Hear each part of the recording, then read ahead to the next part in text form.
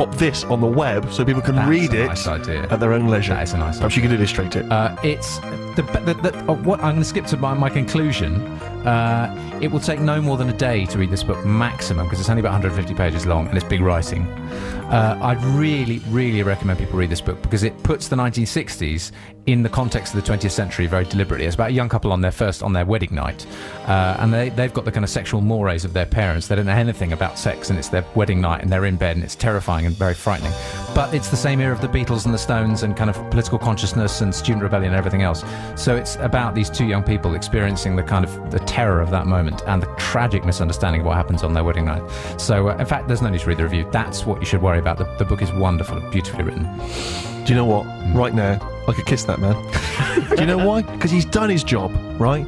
He has come on this radio programme prepared. He has offered a wonderful... He's already made this potentially award-winning, single-handedly. Plus, he's a good-looking fella. All reasons why Sammy and Harry should now kiss him.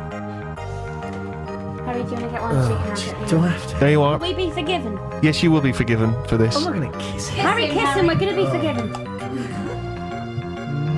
Oh, that is going to be beautiful on the webcam. Now then, on the lips. No, okay, right, no, thank you very much, I appreciate it. And consequently, you get to, as I say, plug your TV show. Ladies and gentlemen, The Memoirs of Fanny Hill, written by John Cleland, adapted by Andrew Davies. Not quite award-winning, but probably future award-winning. It's on BBC 4 at 9 p.m. on Monday night, and stars Rufus as a stammering, scenery-chewing Mr. Norbert. So it's not been on yet. Have I missed your performance yet? No. No, I haven't. So it's coming up this week. Part 1 was on last Monday, Part 2, the concluding part, is on tomorrow night. I'm looking forward to this enormously. Okay, this guy's going to come in and play for us next week. It's Johnny Flynn, his tune called The Box. That's Johnny Flynn, and he'll be here on the Steve Show next week, playing live for us in the studio. Okay, that's pretty much it. I should just let you know my review of Indra Sinner's Animals People. I'll be honest with you, I've only read 11 pages. I've been busy. I've been busy. I've got other stuff to do. Sit on Rufus's face. Oh, okay. So we wanted to quickly get a final tally. How many people have joined Rufus's Facebook fan page since the beginning of the show? It's up to 81 now, Steve. They've been chatting away all day. There's 51 wall posts, but ominously for Rufus doing the Harry group, I will if no one else is up for it.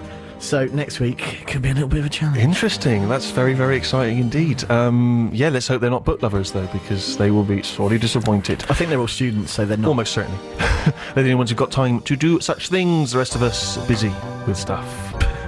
I was putting up some shelving, bought it at IKEA. It was half term, murder down there, absolute murder. I don't know why I went down there, it was crazy. Did you have a hot dog? Yeah, I did actually, thank you very much for asking. Alright, listen, we have to go. I will leave you with Big Star and 13, and we will be back next week with, as I say, live music and other chit-chat. Are you all back next week? Yeah. Whee! Final round of applause.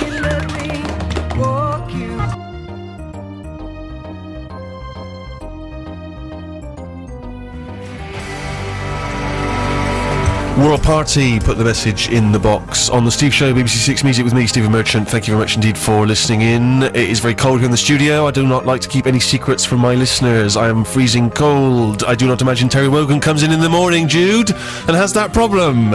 Alright, don't give me a face, woman. It is your job as a producer to make sure that my every whim is catered to. Tea, now! Bring me tea. Yes, it's good, it's nice to be here. It's blinking freezing, and it was a good job I said blinking there, because I was going to say it, I was going to do the F word then. I was going to use the F word. Do you know what, I've never sworn on the air, unintentionally, and I don't intend to start now. I'm an absolute pro, as you well know. Yeah, I can barely concentrate. Is there anything we can do? Is there some man we can phone? Of course, Six Music doesn't have a boss anymore, does it? So we're all just running amok like crazy. It's like St. Trinian's here. We're just running around wildly. If we dance during the records. Well, it's clearly not 22 degrees, is it? That's insane. Look at Sammy. She's wrapped up here in a parka. I'm in my winter coat, I'll be honest. As you say, it makes you look even more... It does make me look more common than normal. Makes you look even more common than normal. Rufus, who seems to have arrived today in what can only be described as a 1940s D-mob suit. For those too young to know such things, then ask your granddad. But yeah, it's a lovely pinstripe suit. And you're wearing the poppy there. I thought you'd come back for some kind of remembrance service, because I imagine that obviously we're all very pro remembrance, but I imagine you're the sort of man who would actually lead a remembrance service, on your estate. I've been known to hold informal poetry readings Sure. to celebrate the Remembrance Day. Absolutely. What was his Wilfred Owen? Who was Wilfred Owen? Was he one of the poets? Yes, he was. Wilfred Owen was one of the most famous wartime poets. Yes. I'm surprised you didn't know that. No, I did. You just said, what was it, Wilfred Owen? I thought, is he what? Was he the tallest of them? Was Secret to Sue the hairiest? Do you have a little bit of Wilfred Owen to hand? You can just recite for us? If I should die, think only this of me, is that him? Yeah. Then in a corner of some foreign field. But there's a corner of some foreign field that is forever England. Oh, that's beautiful. I can't go.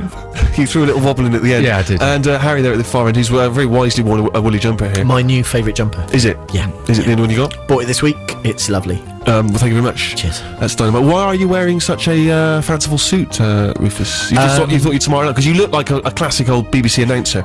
Well, that's why I'm wearing it. I mean, it's not often that standards of the BBC are maintained in the way that I think and you think they should be. Yeah, absolutely. I still wanted one of those kind of microphones with a maybe RKO on the front or something. Yeah, what, the BBC? Just BBC? Just BBC, exactly. Yeah. RKO, what am I talking about? And I need a cigarette, I need dim lighting. I'm thinking very much good night and good luck, that sort of era of radio. Yes. Fancying myself as George Clooney with a haircut and a suit. Perhaps you would just announce the show in the style of a classic BBC announcer, just because I think I've always felt that's what you should provide on the station. Yeah. With your well-spoken tones. So maybe even introduce the next tune. I will. I'll say. Good evening. Good afternoon. You're listening to the Stephen Merchant Show on BBC Six Music. Coming up now, Rushes with their new track, What You Waiting For. What you're waiting for, the Rushes on BBC Six Music with me, Stephen Merchant. Went to a fireworks display last night. Never been a fan of fireworks, people. I'm going to cut to the chase. No, you can look quizzical, but never liked them. Always found it very, very dull. Never really seen a fireworks show that kind of tickled me in any way. Just lots of people going, always bored silly. And yet this one, it blew my socks off. I was really impressed. It was the combination of music and fireworks, I have to say, which really worked for me. They did Oh So Quiet by Björk. It was impeccably done. All the quiet, the fireworks were setting fire, firing themselves, working, in time with the music. It was quite breathtaking, and it ended with who are the whatnots.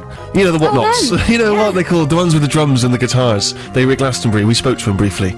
Kaiser Chiefs. The Kaiser Chiefs, and it ended one of their tunes, which was cracking, and all the fireworks were going off. It was brilliant. Then right at the end, everyone would clap. Just thousands of people. It was Battersea Park. Loads of people. Everyone clapping and cheering, and then they went.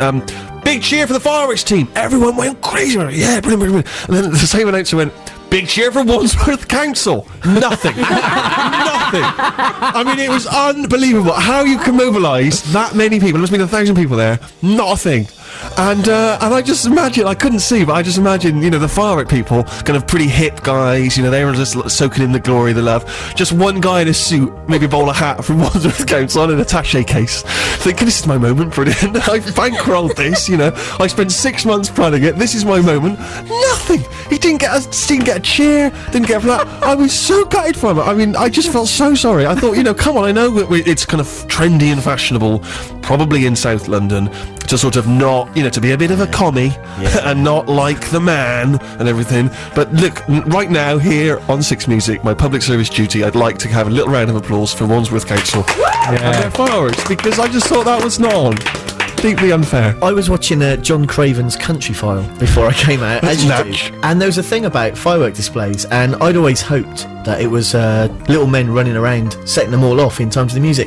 It's all computers. It's run by these techno nerds now who say, I just drop in the music here. Here's the little sound file. I can drop in a banger there. Catherine Wheel goes. Really? Is it that high tech? Yeah, they go with a laptop into the field, and it all just goes off like that. So actually what you're saying is they don't even deserve a round of applause, which they got. The massive cheer. Computers deserve a round of applause. Computers of Wandsworth Council, but I went to a firework display last night. It was little men running around with tapers, and it was just bad music set up from a transit van, which had actually That sounds like something your dad was organising.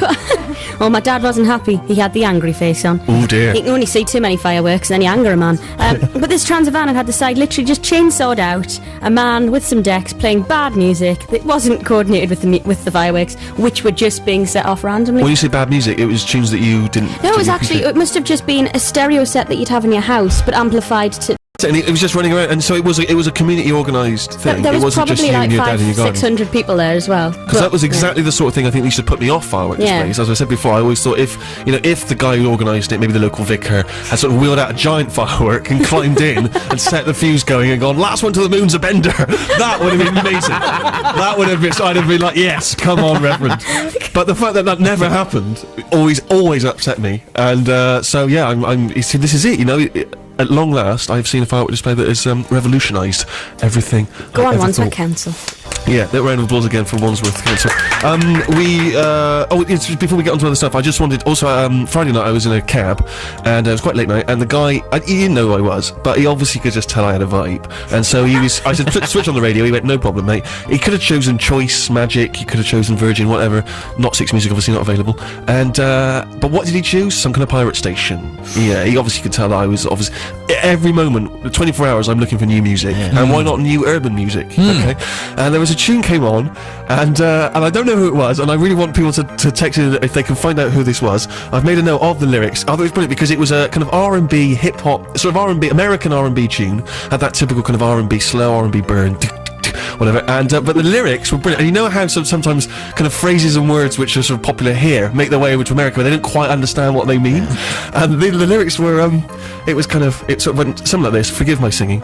How about a little slap and tickle?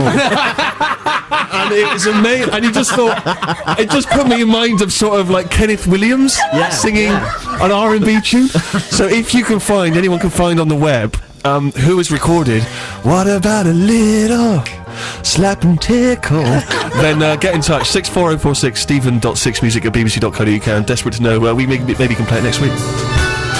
From the album Wolves, released last year, that's my latest novel, and a track called The Hope Edition. It's the Steve Show, BBC Six Music with me, Stephen Merchant. My little gang here of Harry works in a bank, Rufus, who's an actor and all-round good egg, and we should bring that back. Good definitely. egg. And of course Sammy from the north, and lovely lady she is, plus Jude pressing the buttons. And we are very pleased that later in the show we have a session, live music from Johnny Flynn, who'll be playing his guitar, and we look forward to that enormously. But in the meantime, of course, we have to get choices of music from our gang here. We'll have Sammy's tune after this trail. BBC Six Music. How about a little slap and tickle? I'm still keen to find out who recorded that R&B tune. 64046 stephen.sixmusic@bbc.co.uk. So, Sammy, how's your week been? It's been alright. Yeah? It's not been too bad. It's been tiring because of the work. Oh, and I also celebrated my friend's 21st birthday party by going to an indoor fun fair. An indoor fun fair? Yeah, Was this in your lounge again? You frown upon Newcastle, but we have the country's greatest indoor fun fair, and it's called Metroland. There's a roller coaster, there's a pirate ship, there's dodgems, there's a waltzer. You can't... What, indoors? Yeah. It's part of our huge shopping centre. There is Metroland at the Metro Centre. It was amazing. Was it? Yeah, Does it genuinely. not just smell of diesel and fumes? It smells of sick, but it's... If you get over that, it's a cracking day out. Is it good though? Because I mean, it sounds. I imagine it being kind of. I don't want to slag them off, but I imagine it being kind of rusty, barely hanging on. That's the fun of the game. You don't Right. know if it's going to break into pieces or not. Sure. And on the waltzer, it's got a little thing on the wall, and it's like a wall of fame and who's been here and who's ridden the waltzer. The most famous person, and they've got it stapled up there, Jimmy Five Bellies. Jimmy Five Bellies. He's ridden that waltzer. I mean, you extraordinary. can't top that. No, you can't. I am very scared of the roller coasters and all that sort of stuff. It terrifies me. And do you remember? Were you with me, How when we went to Vegas? Yeah. City of gambling. Lest you know what that city is famous for. I don't think that is its nickname. City of gambling, Vegas. But they have a roller coaster that wraps around one of the hotels. On New York, New York. Yeah, we stayed in the hotel, New York, and classy joint that is. And yeah, they have a roller coaster that wraps around the outside of the building. And I was actually terrified. It said, "Do not wear your glasses." Right? If you have glasses, take them off. I thought, I'm not taking my glasses. I'm not going to be able to enjoy it. So I snuck my glasses on. Right? Popped the glasses